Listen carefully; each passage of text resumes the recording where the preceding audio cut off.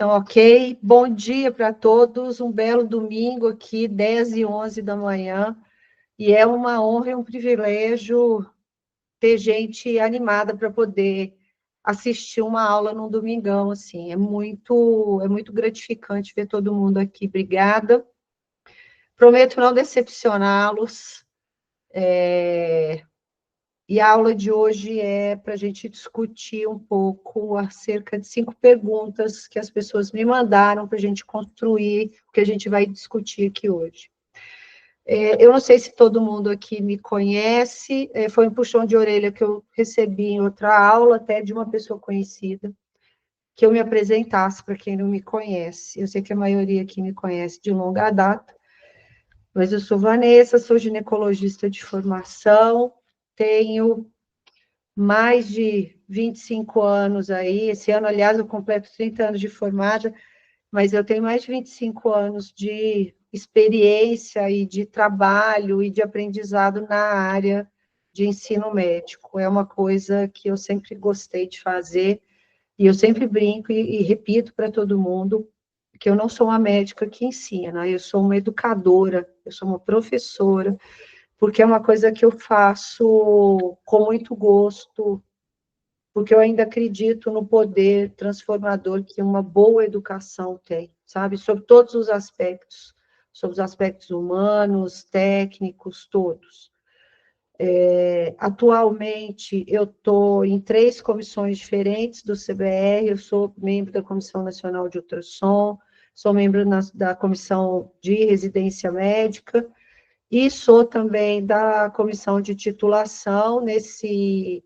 Nessa atual gestão, eu sou a coordenadora da área de GO da comissão de titulação, inclusive por isso que eu não vi para a jornada, eles até me convidaram, mas eu tive que declinar, porque ontem foi a prova de título de GO, né? Foi a prova de título geral do CBR, as provas práticas, e a de GO estava lá, então eu estava em São Paulo ontem. E aí mesmo, cansada, eu corri aqui para cumprir o nosso compromisso de fazer essa aula de hoje. E só para complementar, para vocês me conhecerem um pouquinho mais, porque eu sou uma entusiasta da educação. O ano passado, eu terminei meu mestrado em educação, pelo simples fato de que eu gosto e quero sempre continuar ensinando da melhor forma possível, usando todos os artifícios pedagógicos que a gente tem, para realmente construir um conhecimento e não simplesmente chegar aqui e falar um monte de abobrinha para vocês e achar que o dever está cumprido, né? Isso está cheio por aí. O conhecimento é muito fácil de adquirir atualmente. A gente tem muito conteúdo online, tem muito e-book, as coisas estão muito acessíveis. A diferença é que a minha intenção não é fazer mais um produto, mais alguma coisa para vender, ou falar mais alguma coisa mais do mesmo. Não, é falar a mesma coisa que todo mundo fala, porque, óbvio, o conhecimento de boa qualidade, medicina baseada em evidências, todo mundo tem que falar a mesma coisa. Não existe inovação quando a gente está falando de medicina baseada em evidências. O que existe, o que a gente pode fazer em termos de inovação, é ensinar e estudar de uma maneira diferente. É isso que a gente tem que fazer de diferente. Agora, todo conhecimento baseado em evidência, ele deve ser igual para todo mundo. Então, a gente precisa entender isso. E uma coisa que eu falo muito, e que isso serve para mim também, para que vocês usem isso comigo, tenham sempre uma atitude crítica diante de tudo que vocês receberem, consumirem, lerem. Então, aprendam a avaliar bem um artigo, um conteúdo como esse que eu vou dar hoje para vocês, tudo. Tenham sempre uma postura crítica e jamais passiva, porque o processo de aprendizado, ele é muito individualizado, tá? Eu vou começar, então, a compartilhar minha tela. Só a última coisa. Vocês já sabem, obviamente, eu vou fazer um workshop dia 4 de julho, ou seja, semana que vem, uma reunião presencial na sexta e um hands-on no sábado, o dia todo. Então, essa aula é para falar um pouco disso que a gente vai falar no workshop. No final da aula, eu conto um pouco mais para vocês. E aí, como eu fiz da outra vez para o workshop de 3D, eu também vou fazer para esse, eu vou sortear uma vaga para a pessoa ir lá sábado, sexta que vem, para poder assistir presencialmente o workshop. Só que a gente vai sortear, a gente fez um combinado dessa vez, a gente vai fazer o sorteio, só que quem for sorteado tem que estar aqui na aula até o final, para poder receber pessoalmente a inscrição e fazer a ficha, tal, com o pessoal da equipe aí. Então, quem tiver interesse, aguente-me até o final, tá? Então, vamos lá, vou começar a compartilhar minha tela. Qualquer coisa, vocês me avisem, porque vocês têm que lembrar que eu não vejo a tela, tá? Se vocês quiserem, depois vão colocando as perguntas no chat, e eu prometo responder todas, além dessas daqui de hoje. Então, qual que é o nosso tema?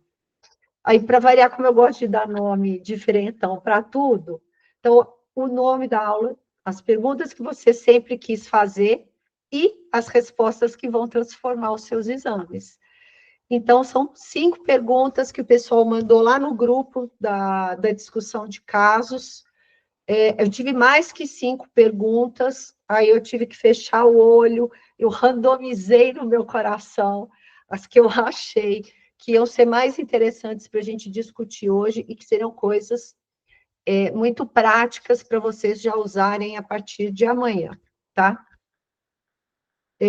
Qual que é o objetivo, então, da aula? O objetivo é tentar, através dessas 5 perguntas, traduzir a complexidade da endometriose com respostas claras, objetivas, aplicáveis e principalmente libertadoras.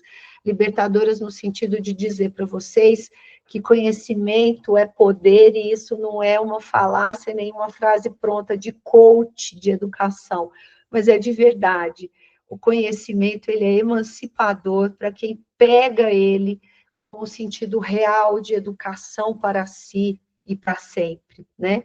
Então, é traduzir essa complexidade da doença, respondendo de maneira aplicável para quem deseja ir, além do básico do arroz e feijão de todo dia, nos seus exames ginecológicos.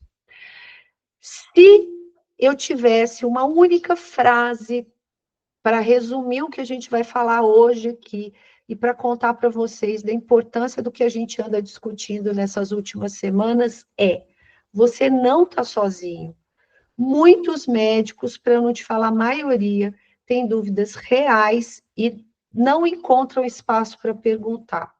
Ou, pior ainda, eles não têm de quem nem de onde ouvir boas respostas. Então, se a gente puder fazer um recorte de tudo isso que a gente vai falar hoje, o recorte é esse. Você não está sozinho. Muitos médicos têm dúvidas reais e não encontram espaço para perguntar ou para ouvir boas respostas. Então, é isso que eu queria deixar como uma mensagem fundamental dessa aula de hoje. Qual que é a solução que eu vou propor para você dentro daquela sistematização que a gente tem feito das aulas também? A solução é aprender com quem vive ultrassonografia na prática real, sem atalho e sem achismo. No caso, eu hoje. Existem outros professores, mas com quem for, comigo é muito mais interessante, porque eu sou mais divertida, obviamente. A gente precisa aprender com quem sabe, com quem faz, não só com quem produz teoria, como mero infoproduto aí para vocês consumirem. Esse é o grande diferencial. Como que a gente vai fazer isso hoje? A gente vai buscar entender as nossas próprias limitações. Todo mundo tem limitações, mas a gente precisa entender, admitir, porque é só a partir disso que a gente consegue melhorar. A gente vai identificar as principais dúvidas, entre tantas, hoje a gente elencou 5, e a gente vai procurar buscar soluções teóricas e principalmente práticas. Teoria é fundamental sempre, gente, mas em ultrassonografia, como em qualquer outra área da medicina, se a gente não consegue alinhavar uma boa teoria que é fundamental, a gente não pode aprender de orelhada, isso não existe. Ah, eu já ouvi falar, eu li um trabalhinho, eu assisti uma aula da Vanessa no domingo de manhã, agora eu estou especialista, eu preciso só treinar um pouco, eu já sei endometriose, eu sei lá o que, qualquer outro tema. Não é isso, gente. A gente precisa treinar, o treinamento leva à excelência. Então, a gente precisa ter uma base teórica excepcional, por quê? Porque é ela que garante racionalidade, qualidade e, principalmente, evidência comprovada de que aquilo funcione, que a gente está no caminho certo. E depois disso tudo, a gente precisa manter continuamente o hábito do aprendizado. Medicina é uma ciência, como várias outras, muito dinâmica. Todos os dias a gente tem uma coisa diferente, e hoje, com a rapidez da inteligência artificial, isso é mais evidente ainda. Então, quem não está no up-to-date das coisas que estão acontecendo vai ficar para trás. Não estou dizendo que vai ficar sem emprego, não estou dizendo que vai ficar sem trabalhar, talvez vá ganhar até mais que muitos de vocês aí, muito mais que eu, o cara que não estuda e que trabalha na picaretagem. Mas eu creio que quem está aqui, como eu, hoje no sábado de manhã, está buscando muito mais coisa. A gente sabe, e eu conheço vários de vocês que estão aqui nessa aula de hoje, eu sei a preocupação que vocês têm com o resultado dos seus exames e, principalmente, o que esse resultado vai fazer na vida dos seus pacientes. Então, mesmo tendo experiência, sendo pessoas excepcionalmente boas no que fazem, vocês estão aqui ainda. Por quê? Porque aqui a gente está num território de compartilhamento de conhecimento. Conhecimento, ele só faz sentido quando ele é compartilhado. Se ele não for compartilhado, se ele não for construído, ele perde o sentido, né? Então, assim, por trás de tudo que há, a gente precisa sempre ter essa curiosidade, essa vontade de perguntar e essa inquietude, ela precisa ser eterna. Então, quais são as nossas perguntas geradoras de hoje? As perguntas geradoras de hoje são, com seus respectivos quadros ilustrativos. A primeira, quais as diferenças entre endometriose superficial, infiltrativa e profunda?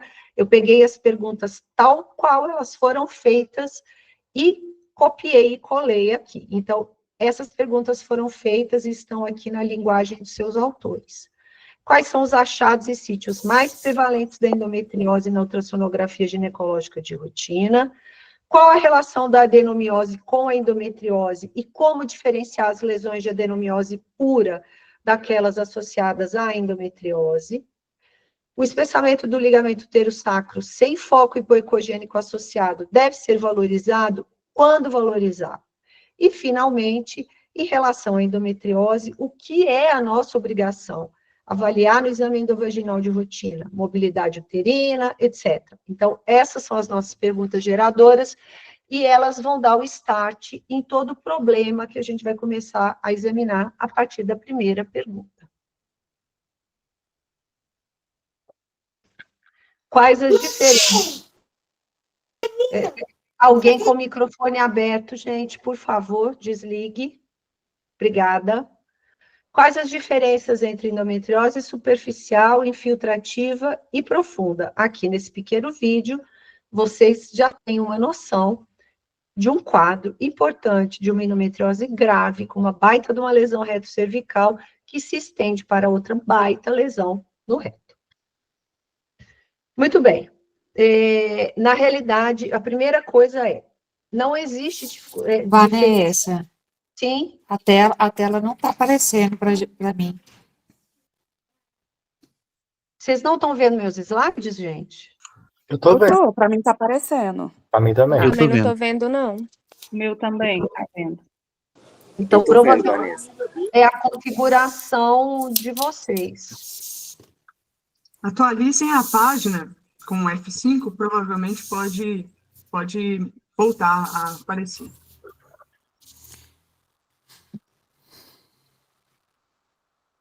Samantha, você dá um help aí para eles no chat? Então, sim, pode contar comigo aqui. Ok. Então, vocês acionem a Samantha aí, que ela ajuda vocês aí a não perder porque os vídeos que eu coloquei são bem interessantes. Aqui a gente está vendo um vídeo muito florido, com várias lesões. A gente tem lesão superficial e a gente tem lesão infiltrativa. Na realidade, a gente... Tem mais alguém com o microfone aberto, gente? Só desliga, por gentileza. Isso. 80% das nossas pacientes apresentam endometriose superficial e 20% endometriose infiltrativa. A primeira coisa qual que é a diferença entre infiltrativa e profunda? Nenhuma, é só nomenclatura. Eu prefiro infiltrativa porque é o que se usa internacionalmente, né? Mas falar endometriose profunda também não tem problema. Mas é mais correto, mais aceito internacionalmente, já que a gente fala tanto de padronização aqui, é mais certo a gente falar infiltrativa. Então, a gente tem 3 fenotipos da endometriose. Então, a endometriose superficial, que é aquela que fica na superfície do peritônio. A gente vai ver num próximo slide de uma maneira mais global para vocês entenderem. A endometriose infiltrativa, que ela precisa estar em camadas subperitoneais, ou então infiltrar tecido fibromuscular, como uma infiltração retal, por exemplo. E endometriose ovariana, como a gente tem aqui, que é formada pelos cistos endometrióticos, como esse aí do ovário direito, que vocês estão vendo nesse pequeno vídeo. Há uns anos atrás, a gente usava como definição de endometriose infiltrativa uma penetração com mais de 5 milímetros a partir da camada superficial do peritônio. Só que essa definição já caiu por terra, por quê? Porque é impossível você garantir que existam mais de 5 milímetros, tanto no ultrassom, quanto na cirurgia, e também no anatomopatológico. Então, por conta dessa dificuldade de se definir a partir de uma determinada mensuração específica, os consensos, os trabalhos chegaram a uma conclusão padronizada, embora vocês ainda leiam em muitos trabalhos mais antigos, ou em trabalhos recentes, mas não tão bons, porque ainda usam linguajar prévio a essa mudança, a definição de que endometriose é uma doença com mais de 5 milímetros de infiltração. Então, vocês vão ler isso com olhos críticos, sabendo que isso já não existe mais.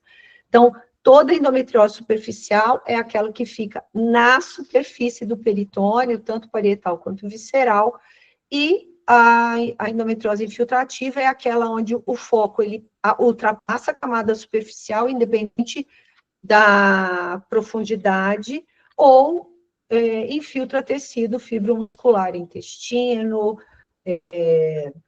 bexiga, por exemplo, tá?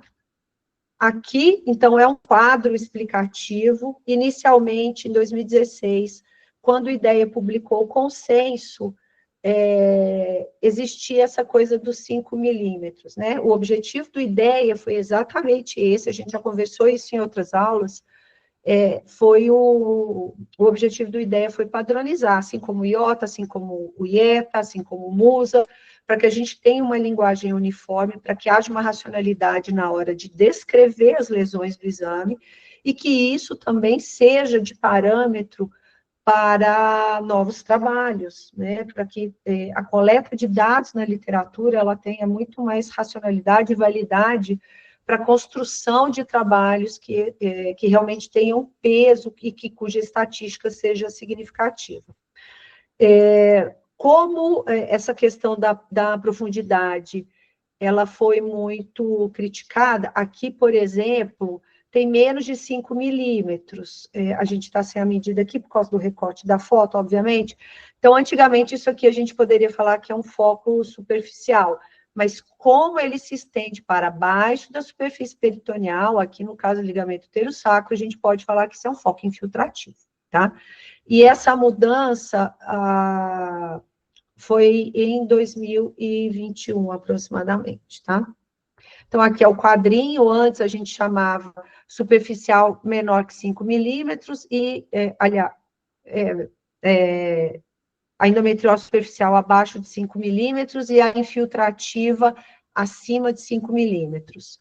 E agora a gente fala que a superficial é sem infiltração, ou seja, ela precisa estar só na camada peritoneal, óbvio que ela pode estar vegetante, né, para dentro da cavidade, mas se ela estiver para baixo da superfície peritoneal, ela já é considerada infiltrativa em qualquer grau, com 2 milímetros, 3, 4, 5, 10, 20, seja lá qual for a medida, tá?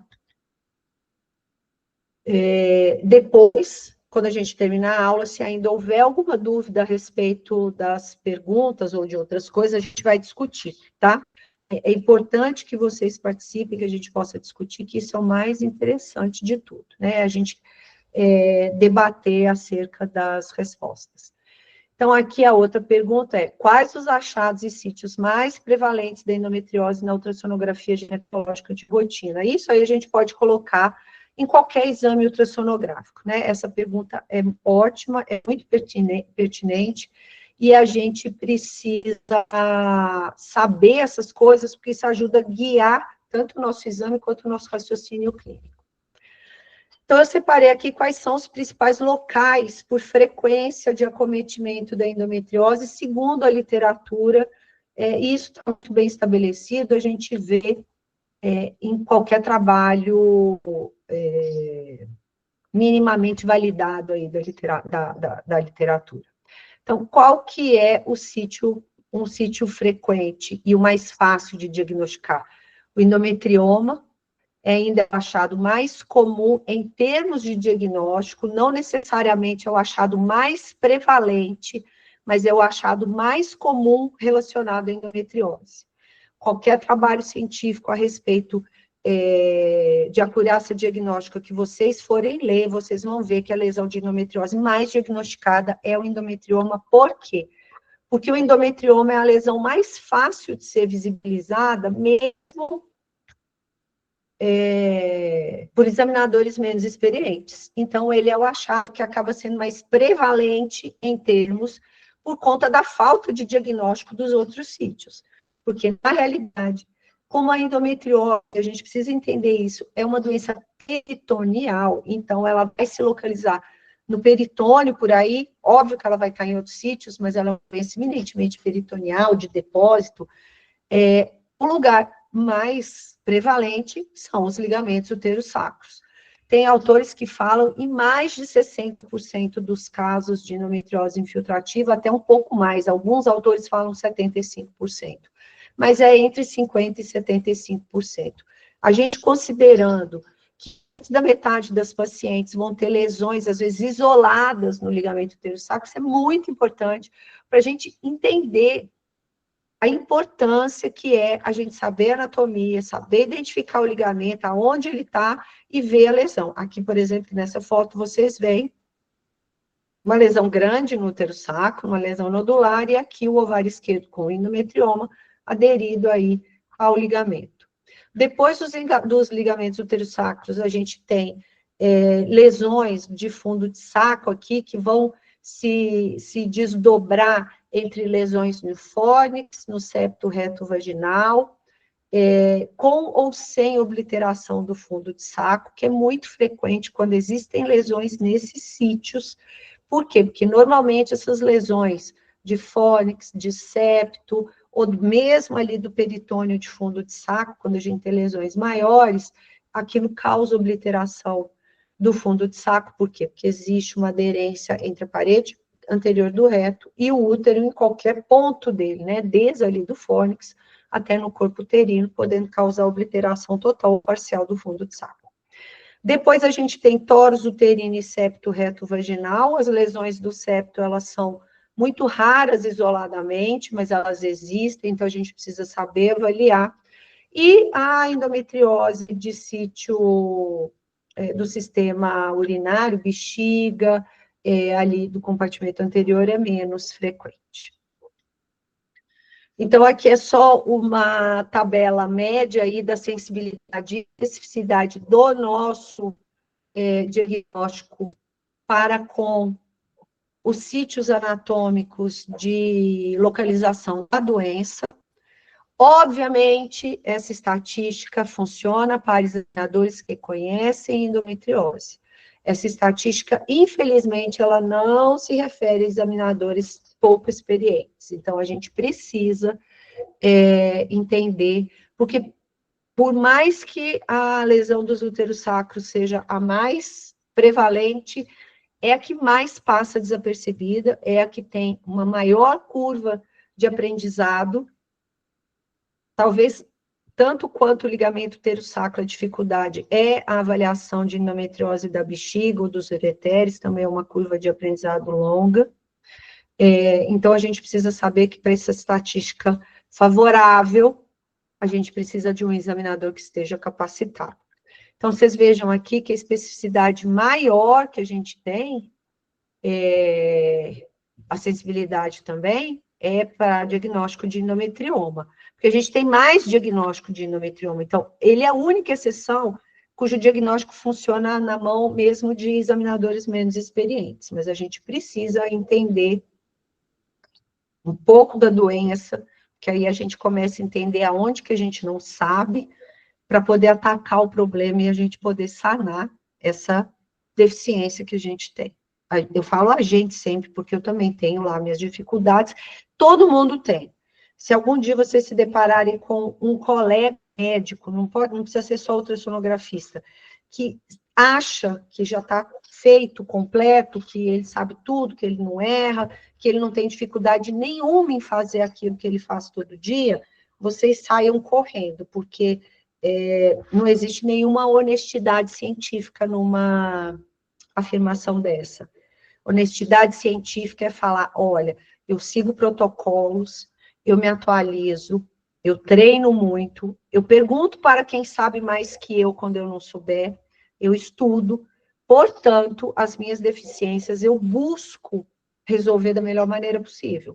Elas nunca vão deixar de existir, porque são elas que me impulsionam.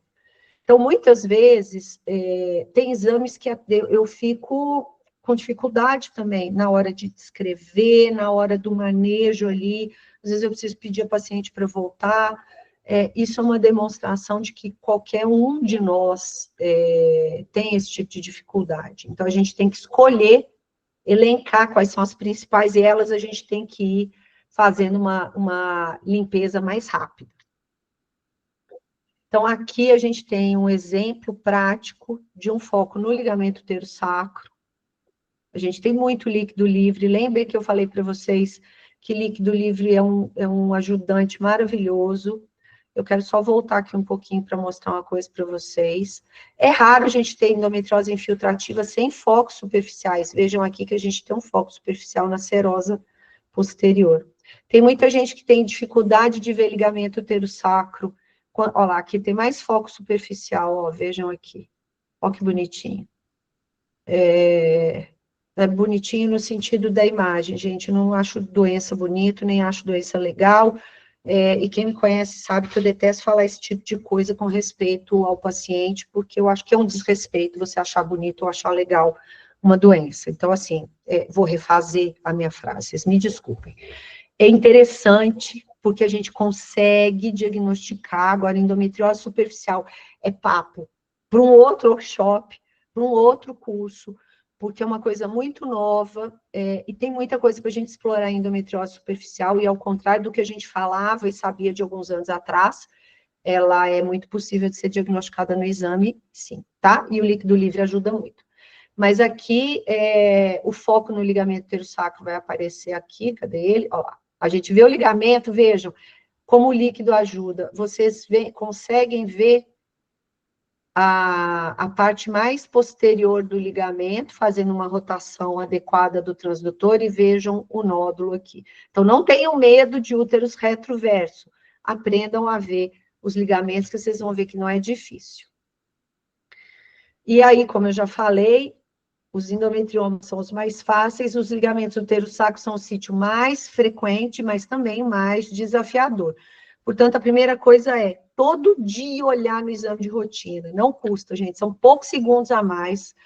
Prestem muita atenção no exame de vocês e vão desenvolvendo essa habilidade de identificar as estruturas anatômicas normais, porque quando elas estiverem alteradas, facilmente vocês vão diagnosticar. Para a gente ser bom na patologia, a gente tem que ser melhor ainda na normalidade. A terceira pergunta geradora é: qual a relação da adenomiose com endometriose? Como diferenciar as lesões de adenomiose pura daquelas associadas à endometriose? Essa pergunta também é tão boa quanto as outras duas anteriores. E aqui a gente tem um exemplo nesse pequeno vídeo de uma endometriose superficial aqui, do miométrio anterior, esse paciente tinha um mioma calcificado também. Vejam que a gente tem endometriose aqui no compartimento anterior, existe uma infiltração aqui externa do miométrio superficial, portanto, a gente provavelmente tinha um foco aqui, como a gente tem, lógico, e esse foco infiltrou, inclusive, espessando de maneira significativa os dois ligamentos redondos, mais evidente à direita, onde a gente vê o ligamento redondo muito grosseiro aqui. Vamos ver se eu mostro para vocês aqui. Ligamento redondo é outro difícil. Ai, minha mão tá aqui, ó. Um ligamento super grosseirão, a gente vai conseguir ver aqui no vídeo. Ó. Vejam a infiltração aqui, olha a diferença do miométrio. Então, essa infiltração é a partir de implantes na serosa anterior que infiltram aí para o miométrio superficial. A fisiopatologia é semelhante, porém é diferente. A gente tem, assim como a endometriose, a presença de glândulas e estroma fora do endométrio originário, só que a gente tem essa infiltração em compartimentos distintos, aqui a partir da infiltração pela quebra da zona juncional e a invasão das glândulas e do estroma endometriótico na musculatura do miométrio, causando hiperplasia, hipertrofia da musculatura, neoangiogênese e fibrose, por isso que a gente tem aqueles úteros bombados, né, assim, eles vão para a academia, tomam anabolizante, no nosso caso, o anabolizante uterino são as células endometriais, né, e aí elas infiltram de dentro para fora. Aqui, no caso da adenomiose externa, é de fora para dentro.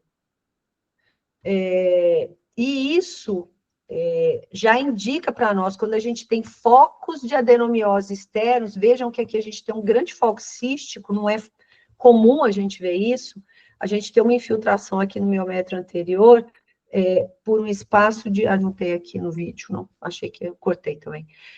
Mas é razoável, que deve ter uns 2 centímetros, mais ou menos. Mas vejam que a gente tem uma adenomiose no miométrio superficial. Então, normalmente, essas adenomioses, elas estão associadas à endometriose, como a gente vai ver. Os fenotipos da adenomiose, elas estão muito ligadas ao perfil de paciente e a perfis de doença diferentes.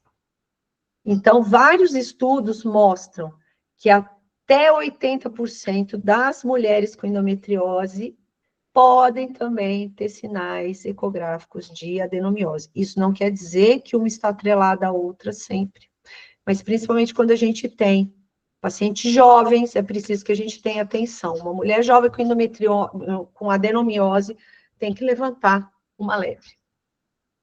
E essa associação, ela não é por acaso. Como as doenças têm fisiopatologias parecidas, a gente vai ter história natural da doença parecida. Só que isso aumenta a possibilidade de diagnóstico e, principalmente, torna o diagnóstico mais complexo. Por quê? Porque quanto mais elementos a gente agrega a esse conjunto de alterações, é pior para a paciente. Ela vai ter mais sintoma, ela vai ter maior chance de infertilidade, mais sangramento uterino, seja anormal, seja metrorragia, dor pélvica, que seja a dismenorreia pura, seja uma dispareunia, não importa. A gente vai ter um conjunto de elementos muito mais evidentes. Esse 3D é um 3D de uma adenomiose muito importante, não é dessa paciente, mas essa infiltração aqui é dessa paciente, tá? A gente vê lesões de adenomiose aqui, vejam que a zona juncional está muito irregular pela infiltração, aqui não tem erro, é muito fácil da gente ver. Isso aqui é um caso muito mais expressivo que esse aqui, mas eu coloquei para vocês verem como que o 3D, ele demonstra para a gente muito bem o caráter da patologia, da gravidade, né? Você não vê cavidade ali, não é que ela não exista, mas está tão acometida de adenomiose que é impossível a gente ter um esboço de uma cavidade normal, e a gente já tem muito trabalho hoje bom, com um N bom, com uma boa estatística, bem construídos, mostrando que úteros com esse grau de acometimento de adenomiose favorecem sim a infertilidade, né? Principalmente falha de implantação, porque todos vocês já devem ter ouvido falar, toda paciente que tem endometriose ou adenomiose, a função do endométrio nativo também, ela não é boa. A gente tem alterações no endométrio originário, que são importantes, principalmente para pacientes com infertilidade, porque normalmente a gente tem alteração da dinâmica celular, com o aumento, por exemplo, de células NK, com desbalanço entre os diferentes tipos de linfócito T e a produção de espécies reativas de oxigênio em maior quantidade, de alteração do balanço ali do metabolismo oxidativo e a produção de citocinas ali, que também eleva o potencial inflamatório desse endométrio, que muitas vezes é o que leva às falhas de implantação e à infertilidade dessas pacientes. Não necessariamente a falta de fecundação, a chegada ali do embrião. Às vezes a paciente consegue fecundar, o embrião chega, mas ele tem um endométrio hostil aí pela frente. Então, eu fiz um quadrinho aqui, eu adoro fazer isso, vocês sabem que eu sou a mulher da praticidade, então isso aqui é para vocês lembrarem que a adenomiose, isoladamente, ela é mais difusa, né, e normalmente a gente vê bastante lesões mais concentradas ali no arquimetra ou no miométrio interno, ali na zona juncional. Os sinais ecográficos de adenomiose, segundo o critério MUSA, eles são muito mais evidentes e a gente vê mais multiplicidade de lesões, como, por exemplo, a gente vê ilhas, brotos, estrias, sombreleque, área cística. Então, normalmente, quando a adenomiose é isolada, você tem um quadro mais florido, mais fácil, mais bonito. Obviamente, isso não é para todas as pacientes, né, gente? É estatisticamente falando.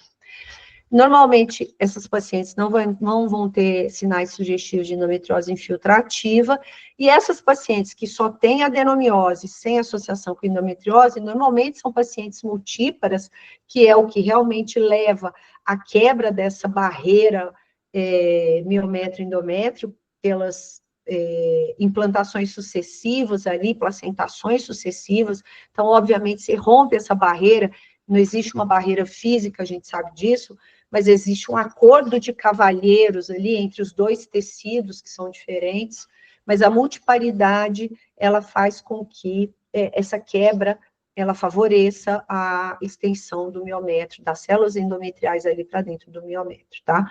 Normalmente, essas pacientes têm mais queixa de dismenorreia e metrorragia do que as pacientes com adenomiose associada à endometriose, tá? Essas pacientes frequentemente são mais jovens quando a gente tem endometriose. Frequentemente a adenomiose ela é mais focal que aquela das multíparas, principalmente a adenomiose externa ou focos isolados ali no miométrio intermediário. As lesões miometriais podem coexistir com endometriomas, com espessamentos importantes e nodulares dos úteros sacros, a gente vai falar um pouco mais para frente, e lesões em outros sítios também, né? A sintomatologia normalmente é mais severa e mais relacionada com sintomas clássicos e graves da endometriose infiltrativa. E pode haver restrição de mobilidade e alteração de slide por conta de obliteração de fundo de saco, porque se a gente está falando de endometriose infiltrativa, obviamente a gente está falando da possibilidade de haver lesões ali no espaço reto vaginal ou reto cervical, que vão fazer aderência ali entre a parede anterior do reto e do reto sigmoide no útero ali, impossibilitando o transdutor de progredir.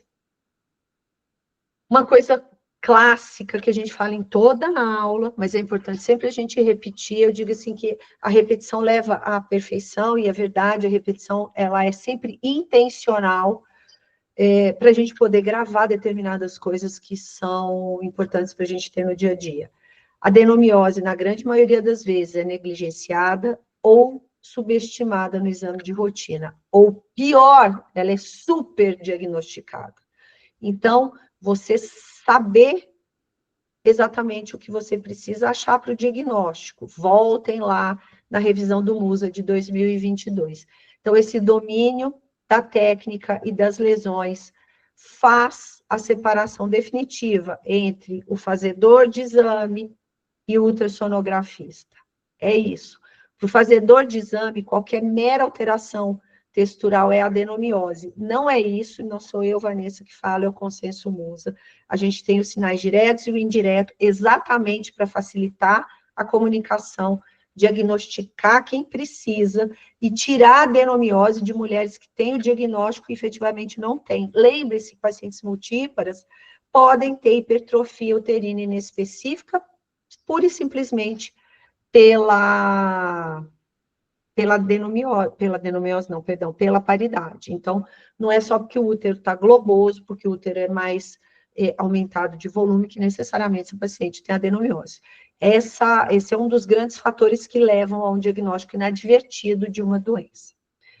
E a mensagem sobre a adenomiose, que não é um diagnóstico de menos importância, porque ela é extremamente prevalente na nossa população, a gente tem que lembrar sempre que o olhar treinado para diferenciar uma adenomiose sozinha e pensar que ela pode estar associada com endometriose, não é só teórico, ele precisa ser visualizado.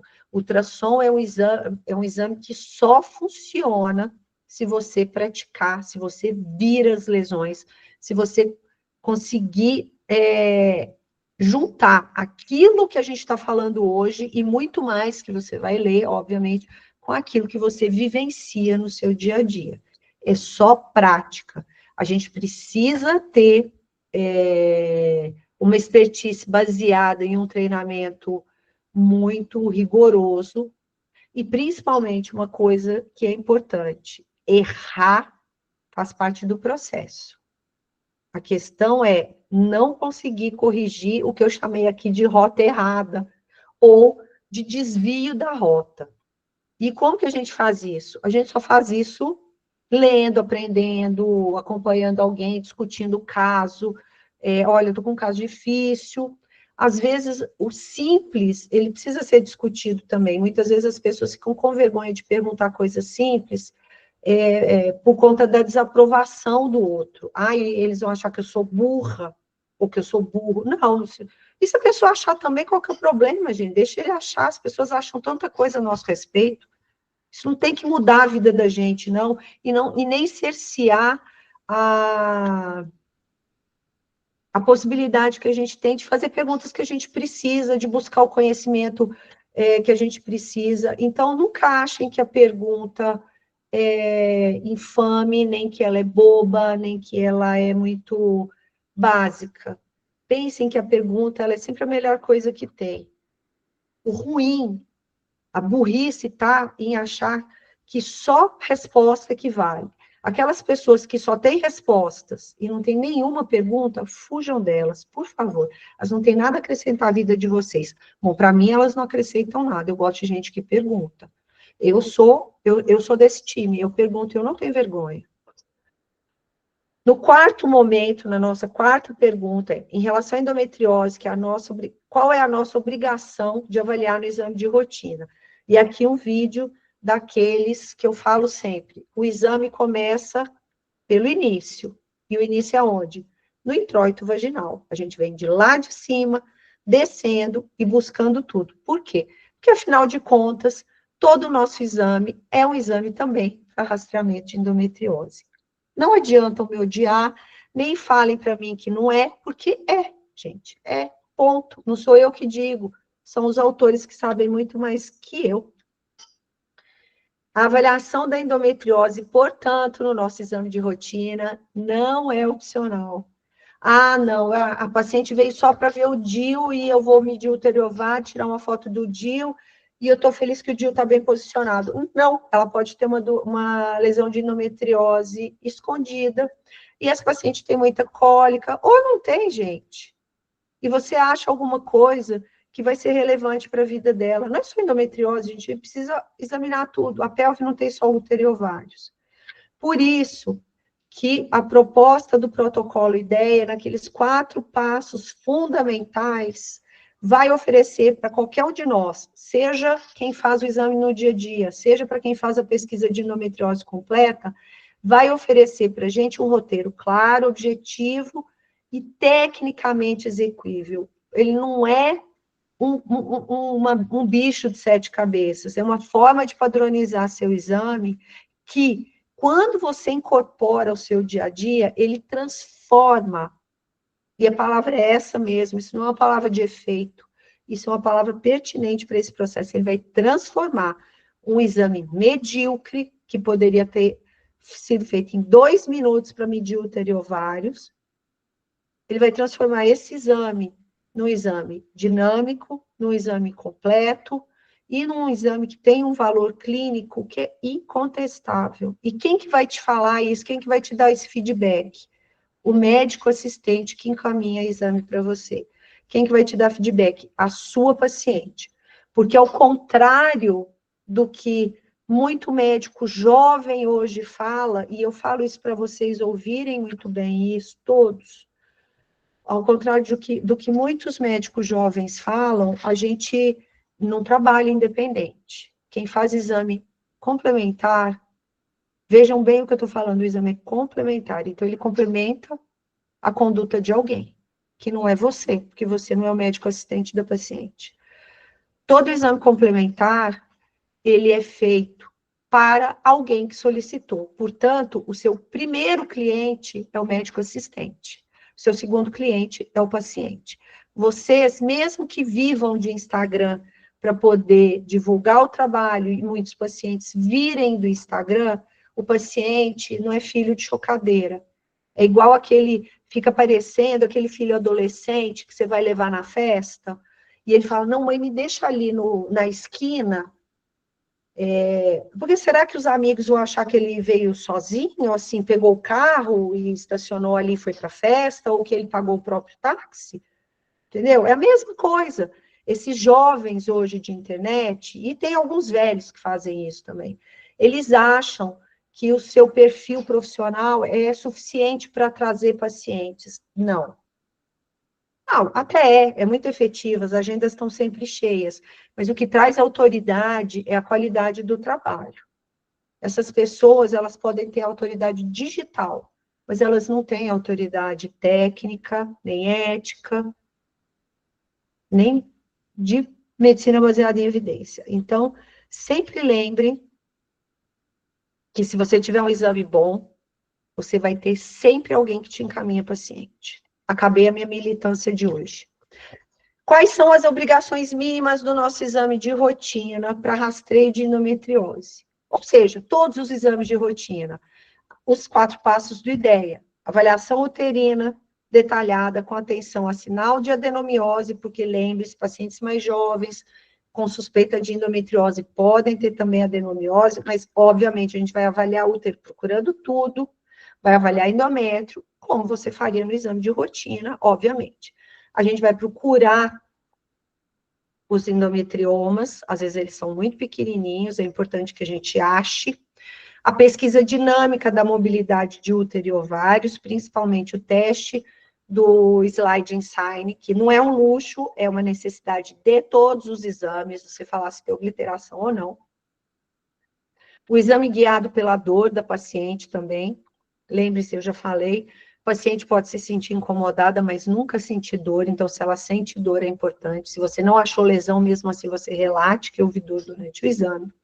E o 4º e último passo é a pesquisa sistemática de nódulos no compartimento posterior e anterior, que é aquilo que a gente vai fazer depois de ter sistematizado todo o restante. A gente não tem ordem para fazer isso, né, gente? Cada um põe a ordem que acha mais conveniente. Você não precisa fazer primeiro, segundo, terceiro, quarto passo. E um recado que eu tenho a respeito disso, não é você ter tempo para avaliar a endometriose, eu não estou te pedindo para fazer em meia hora, é sobre você entender que não avaliar a endometriose vai deixar de cumprir com o requisito mínimo essencial do seu exame. Uma lesão dessa aqui foi diagnosticada no exame de rotina de uma paciente que tinha todos os exames anteriores normais. Vejam a angulação desse segmento. Então, vejam que isso é uma lesão que precisa ser descrita. Essa paciente precisa ir para o especialista para fazer um mapeamento da doença, porque ela é uma candidata para cirurgia. Então, é justamente aprender como essa mudança de perspectiva, essa virada de chave, essa tomada de outro paradigma, faz você sair da passividade de um exame mecânico para a precisão, que vai fazer a diferença no seu dia a dia. Isso aí não tem jeito. Mais uma vez, não é opção, é obrigação. A gente precisa saber identificar. Não estou falando que vocês precisam ser especialistas em endometriose, mas vocês precisam saber rastrear as lesões. Quem quiser ser especialista, eu vou achar ótimo. As pacientes precisam, a endometriose tem uma prevalência muito grande. Então, a gente precisa ter mais profissionais. Mas é que a gente precisa fazer primeiro uma base muito boa para depois levar a pirâmide para outro patamar. Porque não é só aprender numa tarde, numa manhã, fazer o exame que a gente é especialista em endometriose. Existe uma responsabilidade muito grande na hora de fazer exame, quando você se auto-intitula especialista, quando você vai oferecer a pesquisa de endometriose para sua paciente como um mapeamento pré-cirúrgico. Lembrem-se que se o cirurgião entrar e ela tiver uma doença no septo retrovaginal que você não descreveu, o cirurgião não vai ver e essa paciente vai ser operada de maneira incompleta.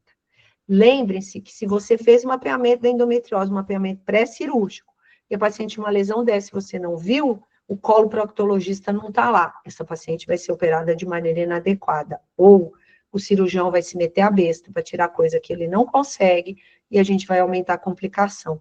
Portanto, gente, endometriose não é só aprender para ter um ticket médio de exame mais caro e fazer uma agenda que vai encher seu bolso no final do dia, tá? Não é sobre isso.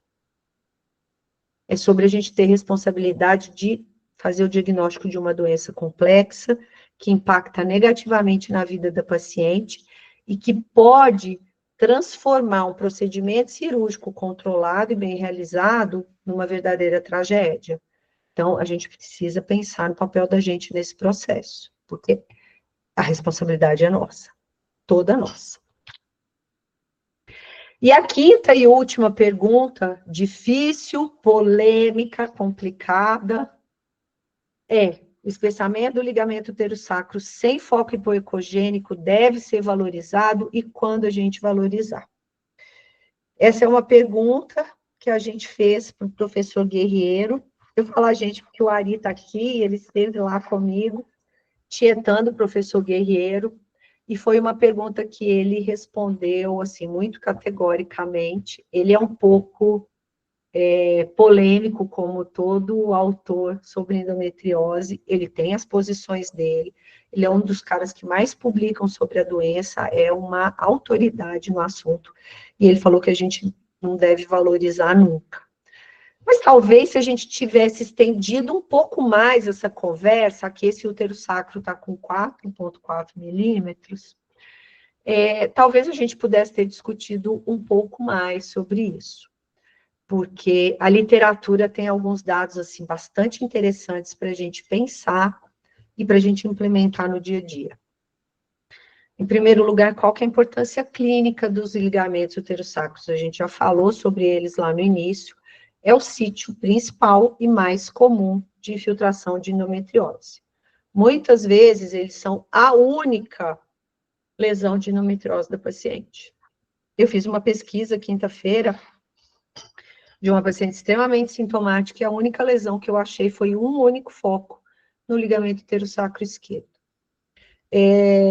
Como os ligamentos são estruturas anatomicamente muito importantes, né, eles saem ali do anel cervical e ancoram o útero no sacro ali, entre S2 e S4, por ali passam estruturas muito nobres, como alguns feixes saídos ali do plexo hipogástrico, vasos, tecido conjuntivo, fibroso, nervinhos ali locais, mas ele é um sítio que normalmente está associado a sintomas mais floridos, como dispareunia de profundidade e dor pélvica crônica, sendo ela dismenorreia ou não. Essas lesões, como eu já disse anteriormente, isso varia muito aí de autor para autor. No caso de Maple, aí nesse artigo publicado pelo grupo do IDEA também, falando sobre a validação da identificação e da descrição das lesões através da sistematização do grupo IDEA, mostra que até 69% dos casos a endometriose no ligamento útero-sacro esteve presente. Isso estatística de pacientes cirurgicamente abordadas. Então, vejam que a prevalência é muito alta. Então, a gente precisa aprender a abordar e a ler o ligamento útero-sacro. Não existe um consenso validado na literatura, mas grande parte dos autores fala numa espessura normal abaixo de 3 milímetros. Alguns falam 4. Como a gente não tem um cutoff absoluto, a gente ainda não pode usar com racionalidade. Mas a gente já tem uma ideia de mais ou menos qual que é a espessura normal do ligamento. E como eu já falei, ele é uma estrutura fina, linear, hiperecogênica, e a avaliação do ligamento está definitivamente linkada com a expertise do examinador. Ela é um dos sítios mais difíceis da gente aprender a manipular o transdutor, qual o corte correto, como que a gente faz, porque não é só decorar. Coloca no longitudinal, faz a báscula lateral, vira para o transverso, angula para a direita, para a esquerda, 45 graus anti-horário, volta para o transverso, angula para a esquerda, 45 graus horário. Não é só isso. É fazer esses movimentos sabendo o que está fazendo, entendendo a anatomia, entendendo para onde esse feixe do seu ultrassom vai, e como a gente vai pegar esse ligamento, né? Então, aqui no caso, a gente vê o ligamento uterosacro saindo aqui do anel cervical, aqui indo um pouco do colo, e aqui a parede vaginal, e o ligamento indo lá para trás, formando ali os limites medianos do fundo de saco. E, muito embora a presença dos focos seja o critério mais aceito para a gente confirmar a endometriose infiltrativa nos ligamentos uterosacros, o espessamento isolado, ele pode sim ser relevante. E o que os autores falam? Ele é especialmente relevante quando existe um espessamento muito assimétrico ou irregular, aqueles onde o ligamento está muito espessado, e principalmente se ele é unilateral, com aquele aspecto fibrótico, muito hiperecogênico, quando ele é palpável ao toque do transdutor, e isso eu falei para vocês, é muito importante que vocês entendam a leveza de segurar o transdutor e perceber com a manipulação das estruturas, se aquilo ali tem alguma coisa ou não, e para quem já ficou comigo alguma vez na vida, sabe que eu falo que quando o transdutor vai e parece que tem um quebra-mola, você pode procurar que tem alguma alteração no útero sacro, ou minimamente um nódulo no fórnix maiorzinho.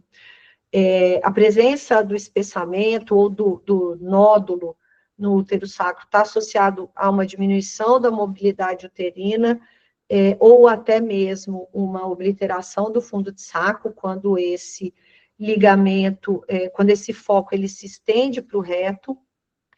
E, normalmente, como eu já falei, essa paciente vai ter sintoma clínico clássico de endometriose, como dispareunia profunda, dor lombar ali durante o período menstrual ou não, e disquesia. Lembrem-se que nem todas as pacientes vão ter sintomas iguais com as mesmas lesões. A endometriose, ela não tem uma correlação direta nem da localização, nem da quantidade de lesão com a quantidade de sintomas. Mas uma coisa que a literatura fala é lesões no ligamento uterosacro, fórnix ou septo reto vaginal, elas estão muito ligadas à dispareunia profunda, porque existe uma estimulação direta ali da lesão durante a relação sexual. Né? Mas isso não é definitivo e a gente não pode levar ferro e fogo. As pacientes podem ser assintomáticas ou ter outros sintomas de outras intensidades ou com outras falas. Então, a gente precisa estar atento a tudo. A atenção que a gente precisa ter nesse ponto é que a principal dificuldade, principalmente dos examinadores menos experientes, é diferenciar espessamento inespecífico, que é só variante da normalidade, ou espessamentos que são derivados, por exemplo, de sequelas fibrocicatriciais de uma DIP, por exemplo, com abscesso tubovariano. Então, a gente tem que tomar muito cuidado. Agora, um espessamento desse, de aspecto fibrótico, grosseiro, irregular, não tem jeito, gente. Isso aqui, você pode crer que isso aqui tem endometriose, né? A questão é, a gente ainda não tem validade, mas não quer dizer que todo espessamento evidente como esse, a gente tem que fazer de conta que a gente não viu. O que a gente tem que fazer é saber diagnosticar, saber descrever e colocar isso como um sinal indireto provável e não como um diagnóstico categórico, tá? Porque aqui mora o desafio. O ultrassonografista comum pode não ter, não tem segurança suficiente, porque ele não sabe nem localizar. Então, tem que tomar cuidado para vocês não chamarem também ali a gordura subperitoneal ali de espessamento do ligamento uterosacro. A gente tem que saber o que é a gordura, o que é a parede vaginal, o que é o ligamento. Então, esses sinais mais sutis, quanto menos experiência a gente tem, menos a gente vai conseguir diagnosticar. Isso são coisas para um ultrassonografista que está acostumado à normalidade, então ele bate o olho ali e fala, isso aqui está alterado. Por isso que eu falo, repito e falo de novo. A gente precisa se acostumar com o normal sempre para poder achar o alterado. Quais que são as recomendações finais para a gente discutir um pouco hoje? Olha o tamanho desse nódulo. Eu acho que com treino adequado, eu acho que a literatura fala isso, né? Com treino adequado, sabendo fazer os cortes, gastando o tempo necessário do exame, não é meia hora, não, são poucos minutos a mais. Sistematizando o exame, a gente consegue fazer mais e melhor. Por quê? Porque a inclusão da avaliação sistemática dos ligamentos deve sempre fazer parte do seu exame, principalmente em pacientes sintomáticas, mas é em todo o mundo. A gente precisa se capacitar para poder saber o normal, aonde está o normal, como eu vejo, olha o normal aqui, ok, olha, isso não está normal. A gente precisa ter o olho treinado para isso. E essa incorporação do protocolo do IDEA, que não é o único do mundo, existem outras propostas, eu já falei para vocês que tem a proposta da Sociedade Americana de ultrassom para radiologia, de radiologia para ultrassom, CRU, tem um protocolo deles também, que divide por compartimento, não importa qual sistematização que vocês vão usar, importa que vocês sistematizem. Quando a gente sistematiza, a gente não esquece e não erra. E a adesão ao protocolo, este ou outros, a sistematização do seu exame, é um caminho sem volta, gente. Por que a gente fala do IDEA? Porque ele está validado, porque é um internacionalmente mais consolidado. Se alguém colocar uma padronização melhor, a gente troca. Mas eu não quero usar o IDEA. Bom, não usa. Não usa diretamente, use outro, mas faça tudo que o IDEA sugere. Avalia útero, ovários, procura massa, vê se tem sliding, vê se tem nódulo. Pronto. Aí você chama o protocolo do nome que você quiser, desde que você faça. Agora que você já sabe um pouco mais sobre o diagnóstico da endometriose, você vai pensar, a partir daquele primeiro problema que a gente colocou, você precisa saber, antes de aprender o que você deve ver, você precisa aprender aquilo que você não sabe ver ainda.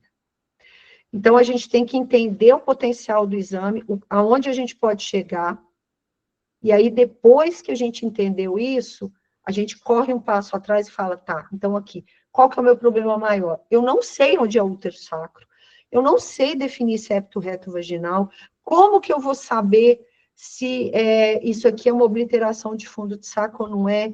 E o compartimento anterior, gente, pelo amor de Deus, eu não sei como é que é isso. Então, o que que acontece? Qualificação sempre. Eu sempre falo, os alunos, às vezes não gostam de fazer monitoria, e eu sempre falo que monitoria é o mais importante, porque o primeiro passo para a gente reconhecer aquilo que a gente não sabe é tentar explicar para alguém. Então, às vezes, uma boa prática tenta montar uma aula sobre um determinado assunto e ver se você consegue dar essa aula sem colar, sem nada em volta, sem uma nota de canto, sem um rascunho embaixo para ler. Tenta fazer isso. Se você não conseguiu, é porque você não sabe aquele assunto. Tentar ensinar é o meio mais cruel e mais objetivo da gente ver que a gente não sabe aquele assunto. É um balde de água fria na gente. Quando a gente está muito seguro, fala assim, não, eu já sei muito isso. Tenta dar uma aula. Se você não conseguir ensinar, é porque você efetivamente não sabe. Mas, voltando no nosso início lá, a gente precisa entender que a gente nunca está sozinho. Vários médicos têm dúvidas, sejam essas, sejam outras, mas o que falta é um espaço para perguntar, perdão, ou pior ainda, um espaço para ouvir boas respostas. Se a gente não tem para quem perguntar, a gente não vai ouvir resposta. Mas vocês têm que tomar cuidado também para quem vocês perguntam, por isso que eu sempre falo, tenham critério crítico na hora de ter alguém para ajudar vocês. Seja alguém que vocês não conhecem, um livro, um curso que vocês foram fazer, seja alguém que vocês conhecem. Mesmo quem vocês conhecem, que vocês consideram bom, muitas vezes a pessoa não vai saber te dar aquilo que efetivamente você precisa, e aí você vai ter que partir para outros lugares, tá? As fontes são múltiplas, escolham bem. Porque no final, primeiro, você não precisa saber de tudo, óbvio, mas você precisa saber aonde está errando, e isso é fundamental. Você precisa reconhecer suas lacunas, porque esse é o primeiro passo para tirar o seu exame de um exame medíocre para um exame de precisão, que vai ser reconhecido pelos seus pares e por suas pacientes. Porque, no final, não se trata apenas da gente enxergar a lesão. Significa a gente mudar o paradigma, mudar a forma de olhar e entender efetivamente o que a gente tem que fazer e o que realmente importa nesse processo. No final, importa a gente aprender a pensar como quem sabe fazer. Então, assim, eu quero pensar e agir como alguém que sabe mesmo, que tem segurança. E isso não é feito com decoreba, isso aí não é feito com 5 dicas básicas para você tirar o seu exame do 0 a 100 em 10 segundos. Não existe isso, gente. Ferrari em ultrassonografia é furada. É melhor viajar de Celtinha, devagar e sempre, a sair do 0 a 100 em 5 segundos e não reter absolutamente nada.